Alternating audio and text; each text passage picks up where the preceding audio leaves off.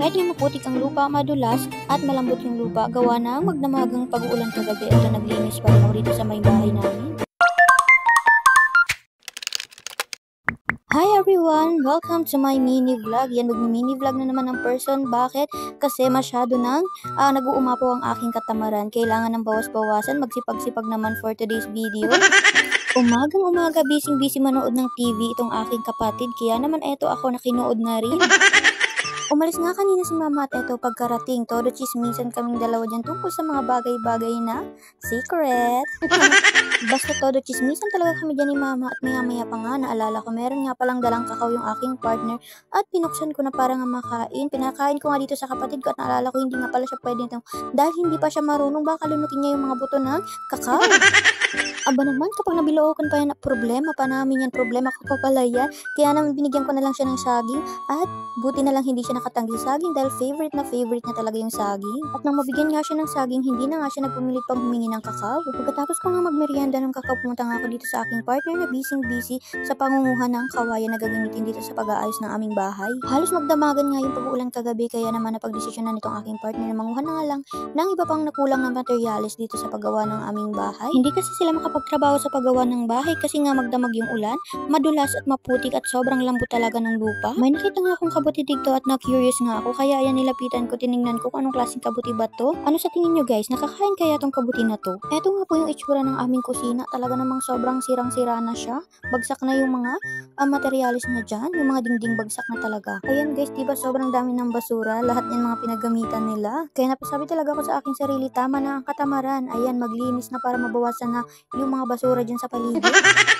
Tignan nyo naman guys, ito na yung kusina, yung magiging kusina namin. Tapos napakaputik at malambot talaga yung lupa. Diba? Nakakaano naman magtrabaho kapag ganyan yung itsura ng lupa. Bago ko nga simulan yung paglilinis, ayan, pumasok na nga muna ako dito sa aming bahay para nga makuha yung phone stand na aking gagamitin. Yes, kailangan ng phone stand para makapag-video first.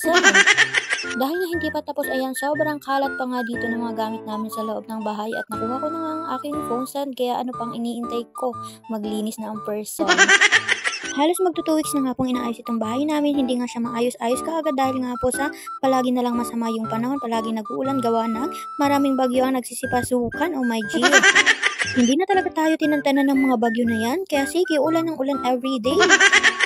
Dahil nga wala naman kaming budget para magbayad sa ibang tao para gumawa nitong bahay namin, yung partner ko na lamang yung gumagawa nito, katulong yung papa niya. Kaya nga lang, 2 weeks na tong ginagawang bahay namin, halos 2 weeks na din siyang hindi pumapasok sa trabaho. Ewan ko nga lang kung may balikan pa siyang trabaho after nito. Mas mahal pa kasi yung ipabayad namin sa ibang tao kaysa sa sahod niya sa isang araw kapag pinatrabaho pa namin ito sa iba. Kaya sana lang talaga after nito may mapasukan pang trabaho itong partner ko. Pero kung hindi na siya makabalik sa trabaho niya, okay lang naman, naintindihan namin yan. Maghahanap na lang siguro siya ng iba pang trabaho pwedeng mapasukan. Sobrang sirang-sira na po talaga kasi yung bahay namin ay butas-butas na sa may mga ilalim ng dingding. Tapos wala nang laman yung mga kahoy niya, kinain na ng anay. Nakakainis naman kasi itong mga anay na to. Kung nagugutom hindi ba magsabi at bibigyan na lang ng kanin, hindi yung mga dingding pa namin yung pinagdidiskatahan nila. At huwag na huwag talaga kami magkakamaling sumandal sa dingding namin at for sure mapupunta kami sa ibang dimensyon ng mundo. Ay charis, sa labas lang pala ng bahay kasi wala na talaga siya. Wala na siyang pakialam sa'yo, ay iba na pala yun. Wala na talagang pwersa yung aming mga dingding. Kaya talagang palitan na talaga siya. Ayan guys, balik na nga tayo dito sa aking paglilinis. Pinili ko nga lang muna yung aking lilinisan at least mabawasan lang yung mga basura. Habang seryoso nga ako sa paglilinis ko dito, eto pumunta nga dito yung aking partner galing sa pangunguha ng mga kawayan dahil nga magpapatimpla daw siya ng kape. Habang inaayos pa nga itong aming bahay, doon nga muna kami natutulog kila mama at malapit-lapit na nga rin naman matapos itong bahay namin kaya excited na ako makabalik ulit dito. Ang dami ko nga hindi nagagawa sa ngayon dahil nga wala kami sa sarili naming pamamahay. Ayan, diba napakasarap sa pakiramdam kapag nakabukod din kayong mag-partner. Ay hala, nag-inarte pa nga ang person, nagpaantay pa at gusto pa talaga magpahawak ng kamay. For safety purposes lang talaga yan guys kasi kita nyo naman, diba madulas yung daanan. Ayan guys, ito nga pala to kila mama at pinagtimpla ko na ng kape ang aking master. Ay ang aking partner dahil nga nagugutom na daw siya. Ayan na nga, busy kakasalpon habang nakakape ang person. At ako naman, eto, umupo muna sa duyan at pagod na pagod. Grabe yung pawis ko sa paglilinis na yon. At kinahaponan nga naman guys, pumunta kami ng bayan para nga bumili ng gasol. Naubusan na talaga kami ng gasol. Hindi kasi kami gumagamit ngayon ng kahoy dahil wala naman mangunguha ng kahoy. Gasol lang talaga. Bumili na nga rin kami ng kulang na semento na gagamitin pa nga dito sa pag-aayos ng aming bahay. Grabe, ang bilis maubos ng pera sa panahon ngayon pero ayos lang yun. Ang importante na gagamit sa mabuting paraan. Ang importante sa amin yun, kahit naubos na yung pera ay may maayos na kaming matitirhan muli. So ayun lang guys for today's video. Sana sipagan ulit ako gumawa ng video bukas at mag-edit-edit para nga makapag-post ulit ng mini vlog.